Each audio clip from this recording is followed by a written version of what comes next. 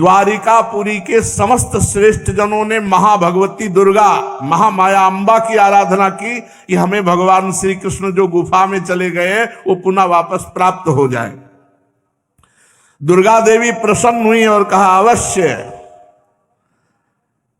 इतना कह के अंतर्ध्यान हुई कि द्वारिका में देखा कि भगवान श्री कृष्ण जाम्बवती के साथ प्रवेश कर रहे हैं, नई दुल्हन। सफल मनोरथ समस्त द्वारिकावासी अंबा जी की जय बोलते हैं कि अभी उपासना पूरी हुई और द्वारिकावासी भगवान श्री कृष्ण के साथ देखा नौ किशोरी रूप जाम्बवती जी और भगवान समंतक मणि लिए हुए, तो सब द्वारिकावासी से आनंदित हुए मानो दूसरी बार भगवान को प्राप्त किया हो। सत्राजित को राजसभा में बुलाया गया उग्रसेन जी के सामने और भगवान श्री कृष्ण ने मणि दी और कहा व्यर्थ में झूठा कलंक लगाया था, ऐसा ऐसा ऐसा हुआ, पूरा बताया। मणि सत्राजित को सौंप दी। सत्राजित बहुत लज्जित हुआ और क्षमा मांगा कि हमने अज्ञान में आपके ऊपर दोषारोपण किया। मणि ले ली पर उसे बहुत चुभा कि मैं निर्दोष भगवान श्री कृष्ण पर ऐसा दोष लगाया। बड़ा पश्चाताप हो रहा था। वो घर गया लेकिन उसे चैन नहीं पड़ा कि मैंने भगवान श्री कृष्ण पर ऐसा दोष क्यों किया। वो रात दिन जलने लगा और भयभीत ही हो रहा था कि इस अपराध से मेरा मार्जन कैसे हो, कैसे मैं श्री कृष्ण को प्रसन्न करूं। मैं बड़ा क्षुद्र अदूरदर्शी हूं, कैसे अपने अपराध का। तो सत्यभामा पर दृष्टि पड़ी, सत्राजित की पुत्री है। ओहो, अपराध मार्जन का रास्ता मिल गया। मैं समंतक मणि और सत्यभामा दोनों श्री कृष्ण को दे देता हूं तो मेरे हृदय की जलन शांत हो जाएगी और मेरी पुत्री का जैसा सौभाग्य होगा वो तो महान। बहुत आनंद आया हृदय में। जब सत्य चिंतन होता है तो आनंद आता है। मेरे अपराध का मार्जन हो गया, मार्जन हो गया, उपाय मिल गया। सत्राजित ने अपनी विवेक बुद्धि से ऐसा निश्चय करके स्वयं इसके लिए उद्योग किया और सभा में जाकर भगवान श्री कृष्ण के चरणों में समंतक मणि अर्पण कर दी और कहा कि सत्यभामा मेरी पुत्री है, शील स्वभाव सुंदरता उदारता सद्गुणों से संपन्न है। सत्यभामा को बहुत सुंदर सुंदर वर चाहते थे कि मुझे प्राप्त हो, पर मैं सत्यभामा आपको प्रदान करता हूं। भगवान श्री कृष्ण ने विधि पूर्वक सत्यभामा, बहुत सुंदर थी सत्यभामा जी, ये पृथ्वी का अवतार है और अंबा जी के अंश से जाम्बवती जी है। पाणी ग्रहण भगवान ने किया। अब 3 पटरानियां हो गई। महालक्ष्मी का अवतार श्री रुक्मिणी जी, अंबा जी का अवतार जाम्बवती जी और पृथ्वी का अवतार सत्यभामा जी। ये 3 पटरानियां भगवान की आगे क्रमशः प्राप्त होती जाती है। भगवान ने सत्यभामा जी से जब ब्याह कर लिया तो समंतक मणि पुनः सत्राजित को दी कि मुझे समंतक मणि नहीं चाहिए, आप सूर्य भगवान के भक्त हैं इसलिए आपके पास रहे। हम तो केवल उसके फल के अधिकारी हैं, जो 8 बार सोना हुआ करे वो सत्यभामा को दे दिया करो। परीक्षित यद्यपि भगवान श्री कृष्ण को इस बात का पता था कि लाक्षागृह की आग से पांडवों का बाल भी बांका नहीं हुआ, तथापि जब उन्होंने समाचार सुना कि लाक्षागृह में पांडव जल गए तो कुल परंपराजित व्यवहार करने के लिए बलराम जी के साथ हस्तिनापुर गए। वहां जाकर भीष्म पितामह, कृपाचार्य, विदुर, गांधारी और द्रोणाचार्य से मिलकर सहानुभूति प्रकट की और कहने लगे ये तो बड़ा अनिष्ट हो गया जो पांडवों को लाक्षागृह में भस्म किया गया। जब भगवान श्री कृष्ण हस्तिनापुर चले गए तो द्वारिका में अक्रूर जी महान भागवत हैं, देख लो बड़ी चूक हो जाती कभी कभी बड़े भक्तों से भी। कृतवर्मा से मिले अक्रूर जी और अक्रूर जी कृतवर्मा दोनों सतधन्वा से मिले और सतधन्वा को कहा बड़ी कीमती चीज है समंतक मणि, छीन लो उसको, ना तो मार डालना। सतधन्वा को भड़काया अक्रूर जी और कृतवर्मा, और कहा देखो सत्राजित श्रेष्ठ कन्या सत्यभामा का विवाह हमसे करने के लिए कह रहा था, कृतवर्मा ने कहा, और वो श्री कृष्ण को दे दिया। सुनो, अब ऐसा उपाय करो जहां प्रसेनजित गया है ना, वहीं सत्राजित को भी पहुंचा दो। अक्रूर जी और कृतवर्मा ने भड़काया सतधन्वा को। सतधन्वा तो पापी था ही, उसके सर पर मृत्यु नाच रही थी, इसलिए बात समझ नहीं पाया। अक्रूर जी और कृतवर्मा के बहकाने पर उनकी बात में आ गया, और वहां गया तो देखा सत्राजित सो रहे हैं और मणि एक दिव्य स्थान में रखी। तो सतधन्वा सत्राजित को मार डाला। अब स्त्रियां चिल्ला पड़ी वहां घर की। सतधन्वा कोई भी आवाज पर विचलित नहीं हुआ, सत्राजित को मारकर मणि लेकर वहां से चंपत हो गया। रास्ते में अक्रूर जी मिले, उनका मणि मुझे दे दे, तेरे पास मणि नहीं तो मार डाला जाएगा तू, ऐसे तो तू बच जाएगा। अक्रूर जी ने मणि अपनी जेब में डाली, काशी निकल गए। बड़ा विचित्र खेल है। अब सत्यभामा जी जब देखा कि पिता मार डाले गए तो बड़ा शोक हुआ, वो हाय पिताजी विलाप करने लगी। इसके बाद सत्राजित के शव को तेल के कढ़ाई में रखवा दिया गया और हस्तिनापुर को गई और बड़े दुख से भगवान श्री कृष्ण से अपनी पिता की हत्या का वृत्तांत सुनाया। भगवान को सब कुछ पहले से पता था। अनजान बनते हुए कहने लगे, अरे आंखों में आंसू भर के, अरे हमारे ससुर की हत्या हो गई, हम पर तो भारी विपत्ति आ गई, वैसा ऐसे कहके विलाप करने लगे। इसके बाद भगवान श्री कृष्ण सत्यभामा और बलराम जी हस्तिनापुर से द्वारिकापुरी लौट आए। पूरा पता लगाया, पता चला अक्रूर जी और कृतवर्मा ने भड़काया था। सतधन्वा मार करके सत्राजित को मणि लेकर भाग गया। जब सतधन्वा को मालूम हुआ कि ये बात श्री कृष्ण को पता चल गई, बहुत डर गया। उसने प्राण बचाने के लिए कृतवर्मा से कहा, तुमने कहा था कि मार डालो, मणि छीन लो, अब हमारी सहायता करो। कृतवर्मा ने कहा, भगवान श्री कृष्ण बलराम जी सर्वशक्तिमान ईश्वर, उनसे हम तुम्हें बचा सकते हैं भला? अरे उनकी समानता कोई करने वाला त्रिभुवन में नहीं, कौन होगा जो उनसे वैर बांध करके इस लोक और परलोक में सकुशल रह सके? तूने देखा नहीं, कंस ने बैर किया, बाल पकड़ के सभा में उठा के पटक के मार डाला। अरे जरासंध जैसे शूरवीर 23 अक्षोणी सेना लेकर 17 बार मैदान से भाग पड़े। कृतवर्मा ने कहा, हमसे तुम आशा मत रखो, हम सामने भी नहीं जाएंगे। सतधन्वा को टका सा जवाब दे दिया।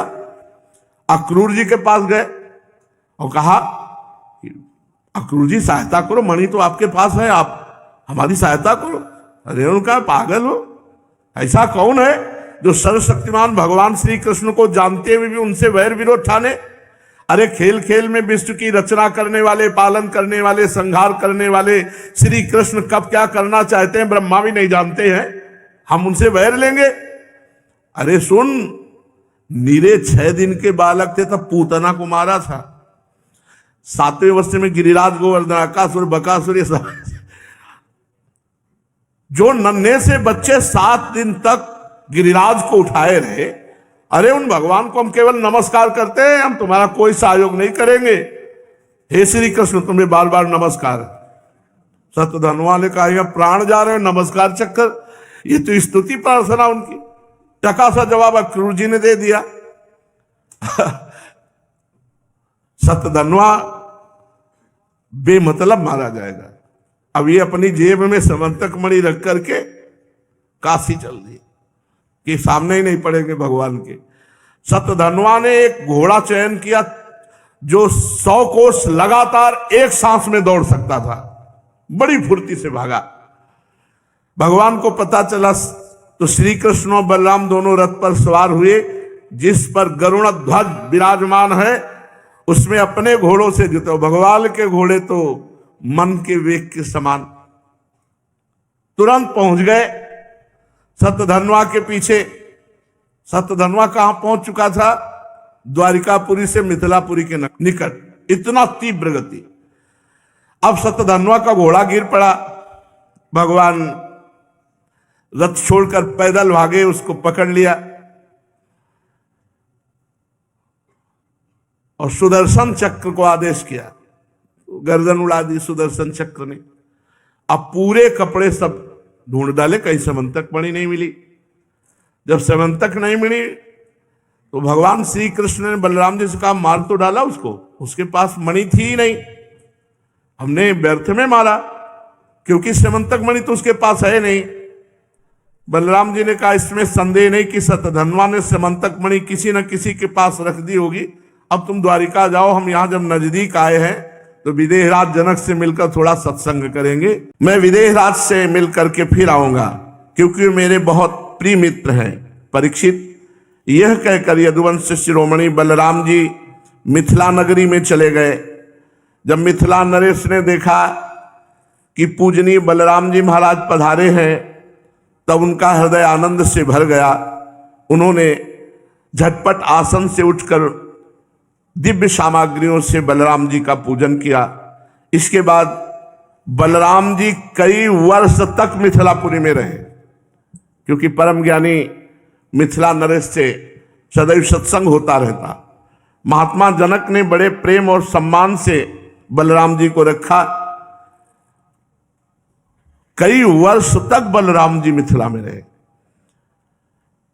बहुत समय के बाद धृतराष्ट्र के पुत्र दुर्योधन ने बलराम जी से गदा युद्ध की शिक्षा ग्रहण करने के लिए उनको गुरु रूप में वरण किया। अब अपनी प्रिया सत्यभामा का प्रिय कार्य करके सतधन्वा को मार करके भगवान श्री कृष्ण द्वारिकापुरी लौट आए और समाचार सुना दिया कि सतधन्वा मारा गया, लेकिन समंतक मणि उसके पास नहीं मिली।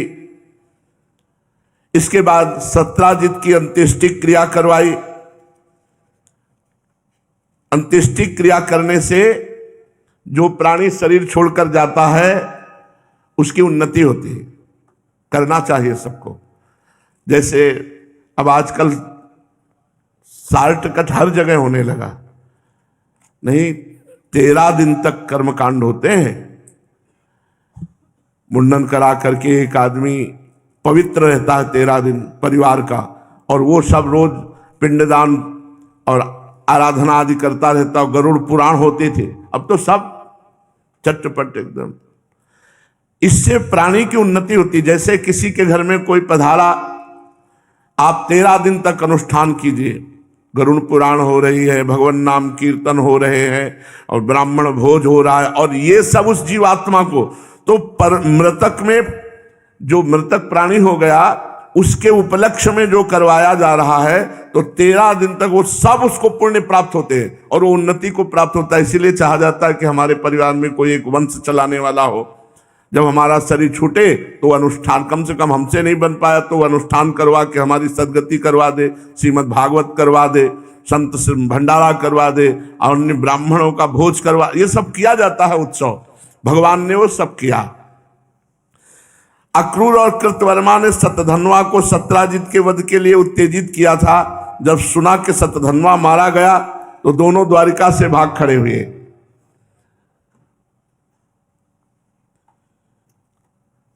बड़ा विचित्र खेल है। अक्रूर जी महाराज इतने बड़े भगत समंतक मणि लेके भाग खड़े हुए। भगवान ने पूछवाया कि अक्रूर जी कहा, तो बोले पता ही नहीं, द्वारिका में तो है नहीं। गुप्त दूत लगाए गए तो पता चला काशी में यज्ञ बड़ी बड़ी कर रहे हैं, यज्ञ भोक्ता भगवान को छोड़कर।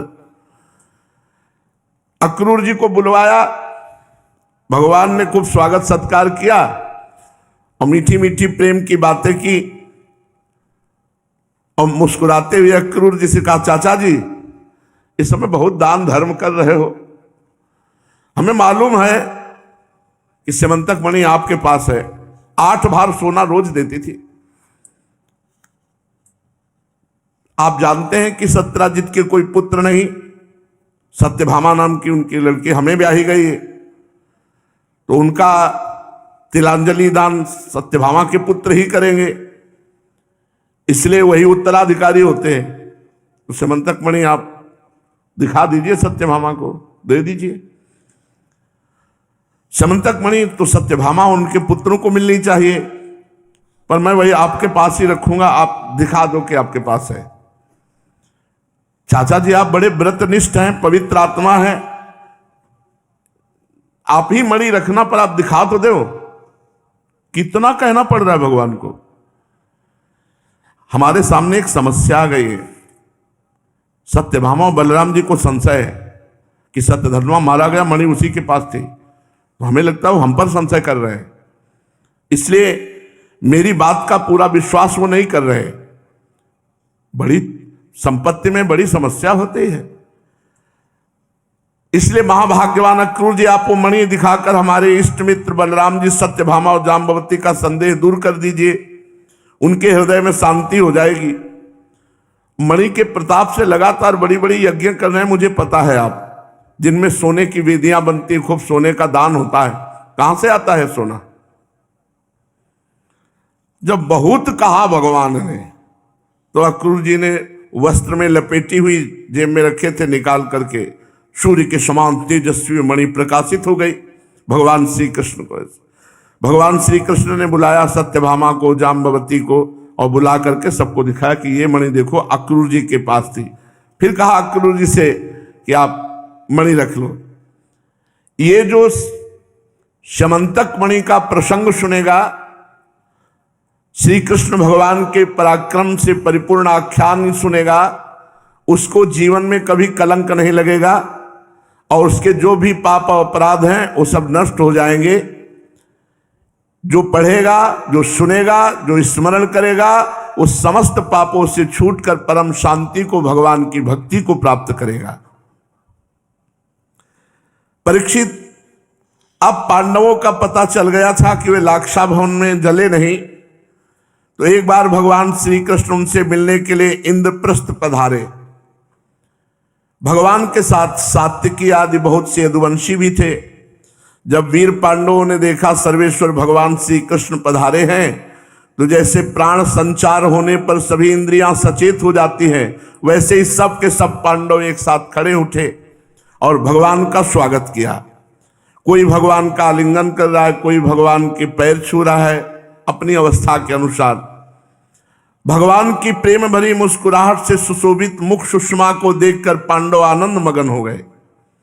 भगवान श्री कृष्ण ने युधिष्ठिर और भीमसेन के चरण छुए, क्योंकि ये बड़े थे। अर्जुन को हृदय से लगाया। नकुल सहदेव ने भगवान के चरण छुए। जब भगवान श्री कृष्ण श्रेष्ठ सिंहासन पर विराजमान हो गए, तब परम सुंदरी श्यामवर्णा द्रौपदी, जो अभी नवविवाहिता होने के कारण तनिक लज्जा से युक्त थी, धीरे धीरे भगवान के पास आई और श्री कृष्ण के चरणों में प्रणाम किया। पांडवों ने भगवान श्री कृष्ण के समान ही वीर सात्यकी का भी स्वागत सत्कार अभिनंदन वंदन किया। आसन पर बैठ गए। चारों तरफ पांडव घेर कर भगवान श्री कृष्ण के बैठे। इसके बाद भगवान श्री कृष्ण की अपनी बुआ कुंती पधारी, तो कुंती जी के चरणों में भगवान ने प्रणाम किया। कुंती जी अत्यंत स्नेह वश अपने हृदय से लगा लिया और नेत्रों के आंसुओं से भगवान का अभिषेक किया। कुंती जी ने श्री कृष्ण से अपने भाई बंधुओं का कुशल क्षेम पूछा। भगवान ने भी उनका यथोचित उत्तर देकर उनकी पुत्र वधू द्रौपदी और स्वयं उनका कुशल मंगल पूछा। उस समय प्रेम की विभलता से कुंती जी का गला रुंध गया, नेत्रों से आंसू बहने लगे। भगवान के पूछने पर उन्हें अपने पहले के क्लेश पर क्लेश याद आने लगे और बहुत संभाल कर, जिनका दर्शन समस्त क्लेशों का अंत करने के लिए हुआ, उन भगवान श्री कृष्ण से कहा। कुंती जी ने कहा, श्री कृष्ण, जिस समय तुमने हम लोगों को अपना कुटुंबी संबंधी समझकर स्मरण किया, तभी से हमारा कुशल मंगल हो गया। जब से अक्रूर जी को भेजा, उसी समय से हम अनाथ सनाथ हो गए। मैं जानती हूं कि तुम संपूर्ण जगत के परम हितैषी सुहृद और आत्मा हो। ये अपना है और ये पराया है, इस प्रकार की भ्रांति हे श्री कृष्ण तुम्हारे अंदर नहीं है।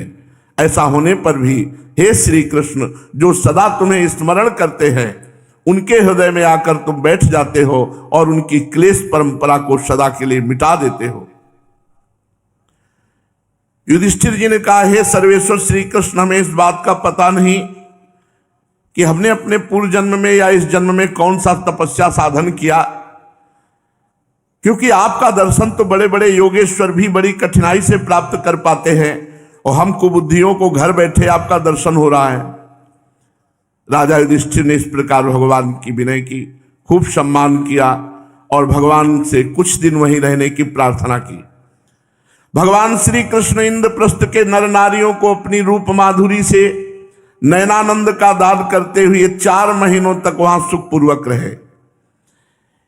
जब रह रहे थे तो उन्हीं दिनों में एक बार वीर शिरोमणि अर्जुन ने गांडीव धनुष और अक्षय बाण वाले 2 तरकस लिए और भगवान श्री कृष्ण के साथ कवच पहन करके रथ पर सवार हुए, जिस पर कपिध्वज बानर चिन्ह की ध्वजा लगी हुई है। विपक्षी वीरों का नाश करने वाले अर्जुन गहन वन में शिकार खेलने के लिए गए, जो बहुत ही हिंसक सिंह बाघ आदि भयंकर जानवरों से भरा हुआ था। उनमें से यज्ञ के योग्य जो पशु थे उनको उन्होंने शिकार किए। अब वो प्यास लगने पर यमुना जी के किनारे गए और भगवान श्री कृष्ण अर्जुन दोनों यमुना जी में हाथ प्रक्षालन करके निर्मल जल पिया और जब जल पीकर खड़े होकर वापस हुए तो देखा एक दूर में तपस्या कर रही थी एक कन्या। इतनी श्रेष्ठ सुंदरी थी वो कि मुख देखते ही भगवान श्री कृष्ण लुभायमान हो गए। अपने प्रिय मित्र श्री कृष्ण के भेजने पर अर्जुन ने जाकर पूछा, सुंदरी तुम कौन हो? यमुना के पावन तट पर किसके लिए तपस्या कर रहे हो? क्या चाहती हो? किसकी पुत्री हो? मैं ऐसा समझता हूं तुम्हारी तपस्या का उद्देश्य योग्य पति ही होगा। हे कल्याणी, तुम अपना सारा परिचय दो। तो उस कन्या ने कहा, मैं भगवान सूर्यदेव की पुत्री हूं। मैं सर्वश्रेष्ठ वरदानी भगवान श्री कृष्ण को पति के रूप में प्राप्त करना चाहती हूं, इसीलिए यहां कठोर तपस्या कर रही हूं। वीर अर्जुन, मैं लक्ष्मी के परम आश्रय भगवान को छोड़कर और किसी को अपना पति नहीं बना सकती। अनाथों के एकमात्र सहारे प्रेम वितरण करने वाले भगवान श्री कृष्ण मुझ पर प्रसन्न हो। मेरा नाम कालिंदी है, यमुना में मैं निवास करती हूं। भगवान का दर्शन होगा इसलिए मैं यहां तपस्या कर रही हूं। अर्जुन ने जाकर भगवान श्री कृष्ण से सारी बातें कही। वो तो पहले से ही सब कुछ जानते थे। अब उन्होंने कालिंदी जी को कहा कि तुम्हारी तपस्या पूर्ण हुई, आओ हमारे साथ रथ में बैठो, और फिर धर्मराज युधिष्ठिर के पास ले आए। इसके बाद पांडवों की प्रार्थना से और यमुना जी ये चतुर्थ पत्रानी हुई। सबसे पहले श्री रुक्मिणी जी, फिर जाम्बवती जी, फिर सत्यभामा जी, फिर कालिंदी जी, 4 भगवान की पटरानियां भी हुई। अब भगवान श्री कृष्ण पांडवों के रहने के लिए एक अत्यंत अद्भुत और विचित्र नगर विश्वकर्मा के द्वारा बनवा दिया। भगवान इस बार पांडवों को आनंद देने और उनका हित करने के लिए बहुत दिनों तक रहे। इसी बीच अग्निदेव को खांडवन दिलाने के लिए अर्जुन के सारथी भी बने। खांडवन का भोजन मिल जाने से अग्निदेव भगवान बहुत प्रसन्न हुए। उन्होंने अर्जुन को गांडीव धनुष, 4 श्वेत घोड़े, 1 रथ, 2 अटूट बाणों वाला तरकस और एक ऐसा कवच दिया जिसे कोई अस्त्र शस्त्रधारी भेद न सके। खांडव दाह के समय अर्जुन ने मैदानों को जलने से बचा लिया था, इसलिए उसने अर्जुन से मित्रता कर ली और एक ऐसी सभा बनाई जो बड़ी अद्भुत थी। जहां जल भरा था वहां लग रहा था भूमि है, और जहां भूमि जैसा लग रहा था वहां जल भरा था। जब दुर्योधन इस सभा को देखने के लिए आया तो जहां भूमि जैसा दिखाई दे रहा था वहां जल है, और जहां जल जैसा दिखाई दे रहा वो भूमि है। तो दुर्योधन को लगा जल है, तो अपनी धोती समेटने लगा, तो सब हंस दिए। तो आगे पैर रखा तो भूमि, और वो जल जैसा दिखाई दे रहा था, और आगे भूमि जैसा दिखाई दे रहा था। धोती छोड़ी तो जल में वो गिर पड़ा। सब उपहास किए। जल में स्थल और स्थल में जल का भ्रम हो गया, और इसी हंसी का कुप्रभाव पड़ा। युधिष्ठिर महाराज ने कहा बहुत बुरा हुआ, ये बहुत अभिमानी दुर्योधन, इसका उपहास कर दिया गया, अभी अनिष्ट करेगा, अमंगल करेगा। कुछ दिनों के बाद भगवान वहां कुछ दिन तक रहे। फिर अर्जुन आदि से अनुमति लेकर सात्यकी के साथ द्वारिका लौट आए। और वहां आकर ठीक नक्षत्र ग्रह और ज्योतिष के अनुसार कालिंदी जी से विवाह किया, पाणी ग्रहण किया। उनके स्वजन संबंधियों को परम मंगल और परमानंद की प्राप्ति हुई। अब पांचवी पटरानी। उज्जैन देश के राजा थे विंद और अरविंद। वे दुर्योधन के वशवर्ती, दुर्योधन के मित्र और अनुयायी थे। उनकी बहन का नाम था मित्रविंदा। ये पांचवी भगवान की अष्टपटरानियों में है मित्रविंदा जी। वहां स्वयंवर हो रहा था और मित्रविंदा जी अंदर से चाहती थी कि भगवान श्री कृष्ण आवे और हमें अपनी पत्नी के रूप में स्वीकार करें। परंतु विंद और अनविंद ये दुर्योधन के अनुयायी थे, भगवान से द्वेष करते थे। भगवान श्री कृष्ण राजाओं की भरी सभा में गए और बलपूर्वक मित्रविंदा को स्वीकार कर लिया। सारे राजा अपना मुंह देखते रह गए। मित्रविंदा जी भगवान की पांचवी पटरानी हुई। छठवीं, कौशल देश के राजा थे नग्नजित। वे अत्यंत धार्मिक थे। उनकी परम सुंदरी कन्या का नाम था सत्या। मित्रविंदा, सत्या, जिन्हें नग्नजिति भी कहा जाता है। नाग्नजिति। परीक्षित, वहां एक शर्त रखी गई थी। 7 दुर्दांत सांड थे, उनको नाथना था अकेले। जो नाथ लेगा 7 दुर्दांत सांडों को, बैलों को, उन्हीं के साथ नागनिजिति सत्या का विवाह होगा। बड़े बड़े राजकुमार बलवान आए, हाथ पैर तोड़वा के चले गए। बड़ी तीखी सींगें, और वो ऐसे बलवान थे कि 7 एक साथ, एक बैल गंध नहीं सह सकता था किसी मनुष्य की। जो ही नजदीक आवे तो मार के गिरा दे। कितने वीरों की दुर्दशा करके भेज दिया गया था। आए थे ब्याह करने में, लेकिन दुर्दशा होके लद के चले जाते थे। जब भगवान श्री कृष्ण के पास ये सूचना पहुंची तो भगवान सत्या को प्राप्त करने के लिए एक छोटी सी सेना ली और कौशलपुरी अयोध्या पहुंचे। कौशल नरेश महाराज नग्नजित ने बड़ी प्रसन्नता से भगवान की अगवानी की, आसन पूजन आदि बड़ा अभिनंदन किया। राजा नग्नजित की कन्या सत्या ने देखा कि मैं जिनको अपना पति बनाना चाहती थी वही रमा रमण भगवान यहां पधारे हैं। मन ही मन बहुत प्रसन्न हुई, विधाता को बहुत धन्यवाद दिया। मैंने व्रत नियम आदि जितने पालन किए उन सब का फल मेरे श्री कृष्ण पति हों। देखो, पहले से साधना कर रही, जो जो साधना कर रहे भगवान वहां, यमुना जी भी साधना कर रही थी। नागनिजिति सत्या मन ही मन सोचने लगी, भगवती लक्ष्मी, ब्रह्मा, भगवान शंकर, बड़े बड़े लोकपाल जिनके चरण कमल का पराग अपने सिर पर धारण करना चाहते हैं और जिन प्रभु ने अपनी बनाई हुई मर्यादा का पालन करने के लिए ही समय समय पर अनेकों लीला अवतार ग्रहण किए, वे प्रभु मेरे किस धर्म, व्रत अथवा नियम से प्रसन्न होंगे? वे तो केवल अपनी कृपा से ही प्रसन्न हो सकते हैं। राजा अयोध्या नरेश नग्नजित ने भगवान श्री कृष्ण की अर्चा पूजा की और कहा, प्रभु मैं एक तुच्छ मनुष्य हूं, आप सर्वलोक महेश्वर स्वरूप भूत आनंद से परिपूर्ण है, भला मैं आपकी क्या सेवा करूं? भगवान श्री कृष्ण ने कहा, राजन, जो अपने धर्म में स्थित है मैं इसी बात से केवल प्रसन्न हो जाता हूं। जो अपने धर्म में स्थित है, अपने कर्तव्य का पालन करता, अपने धर्म से चलता, मैं इसी बात से प्रसन्न हो जाता हूं। धर्मज्ञ विद्वानों ने उसके कर्म की निंदा की है जो अपने धर्म का त्याग कर देता है।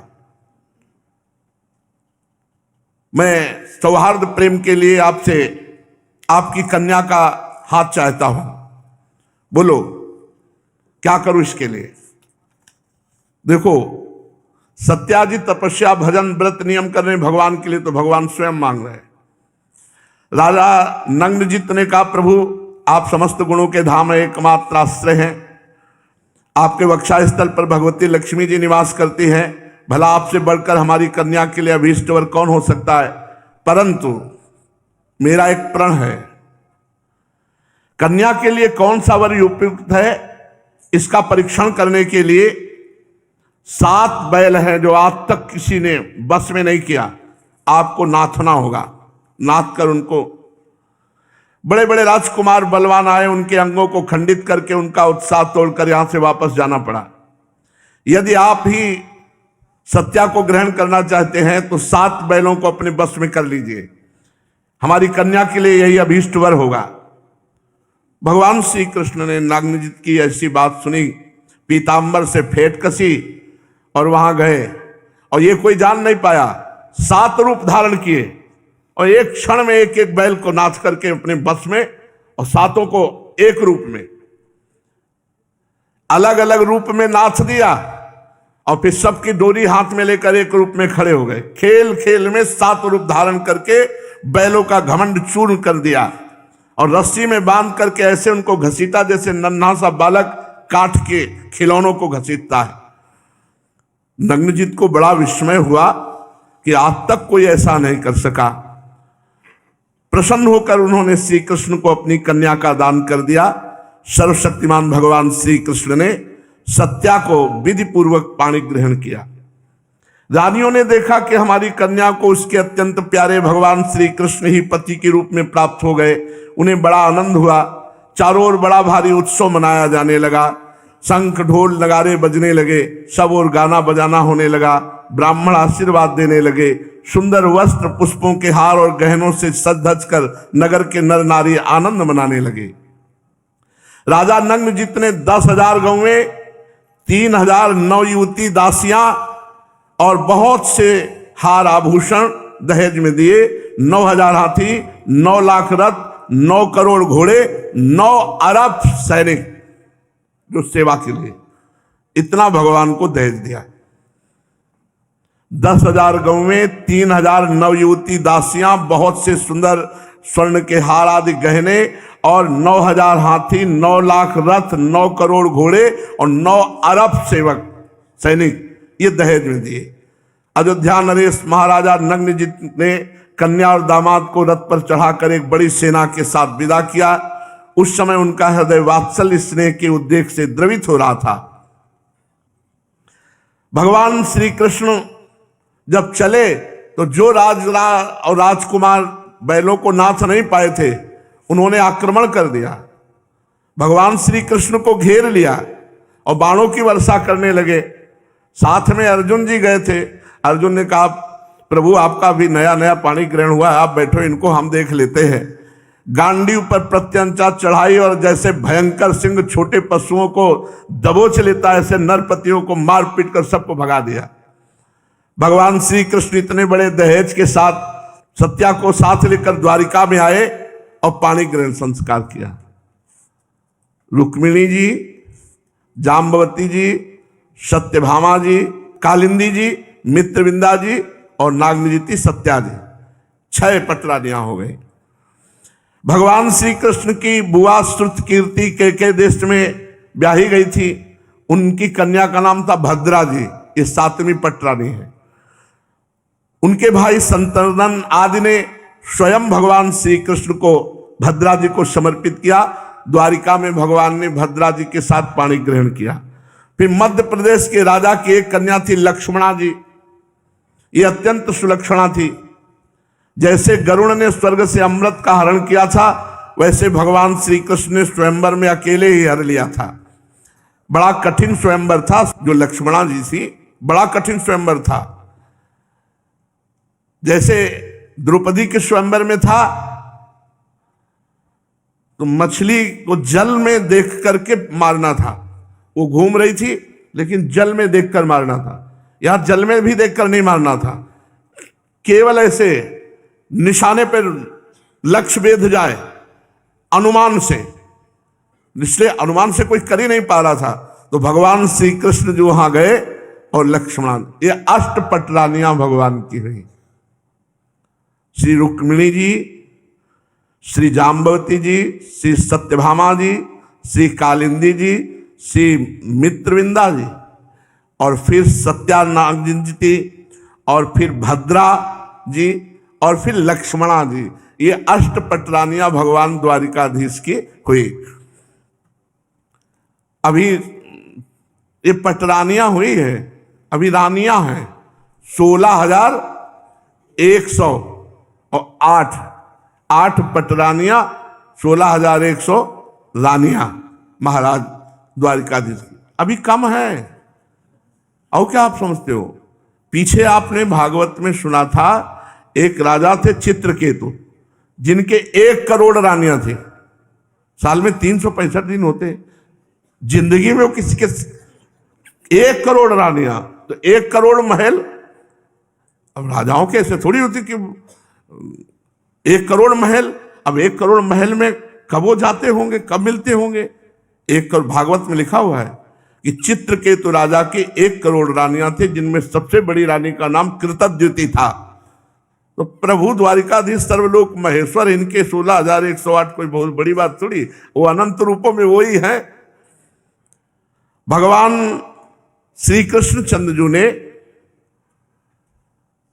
भौमासुर का आतंक था, बहुत बलवान था, और इसके नगर में प्रवेश होना सबके बस की बात भी नहीं थी, केवल भगवान ही जा सकते थे। वहां 16,100 राजकुमारियां उसने बंदी बना रखी थी।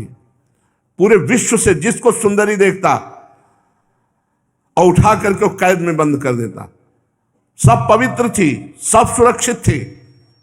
पता नहीं उसके कौन सी सनक भगवान ने दी हुई सनक होगी, हम कहां कहां एक एक के ब्याह करेंगे, तुम सबको इकट्ठा करो और हम एक साथ कर लेंगे। तो भगवान ने उसको किसी को अपवित्र नहीं किया था, किसी के प्रति उसकी भोग बुद्धि नहीं थी। लेकिन 16,100 राजकुमारियां पूरे विश्व में, जहां नागलोक में, राक्षस लोक में, देवलोक में, जहां उसको वो। तो सुना है, हे सारंगधारी भगवान जो सच्चिदानंद श्री कृष्ण है, 16,100 को एक साथ ब्याह किया। 16,100 रूप रखकर एक ही मुहूर्त में एक ही साथ ब्याह किया। तो प्रभु, मैं ये चरित्र सुनना चाहता हूं। तो भगवान सुखदेव जी श्री कृष्ण चंद्रजू का ये भौमासुर का उद्धार और 16,100 रानियों से ब्याह करने का प्रसंग आगे वर्णन करेंगे। शेष चर्चा आगे। श्री राधा वल्लभ लाल।